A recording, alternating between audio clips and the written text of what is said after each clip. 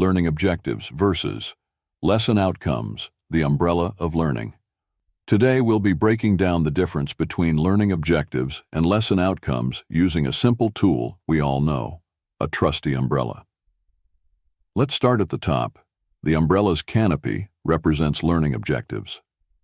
These are the broad goals that cover the entire course, curriculum, or even national standards, like the CEFR levels. Learning objectives guide what students are expected to achieve over time. They cover the big picture, what students should know and be able to do at the end of the entire learning journey. Now let's move to the STEM. This represents your lesson outcomes. While learning objectives cover the bigger picture, lesson outcomes are much more specific. They detail what students should achieve by the end of this particular lesson.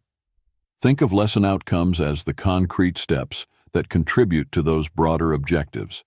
The button that opens the umbrella? That's like the key actions and activities that help you reach your lesson outcomes. Things like group work, exercises, or hands-on activities. Just like an umbrella only works when all the parts are connected, your teaching is most effective when learning objectives and lesson outcomes are aligned.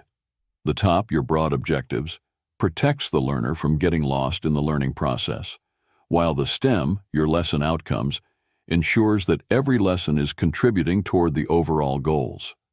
Why is this important?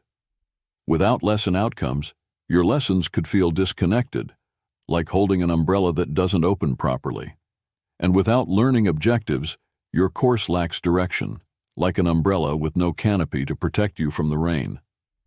But when they work together, they ensure your students are guided and supported from start to finish. So remember, learning objectives cover the long-term goals, and lesson outcomes are the specific, achievable steps that get students there. Keep them aligned, and your teaching will be as reliable as a well-built umbrella.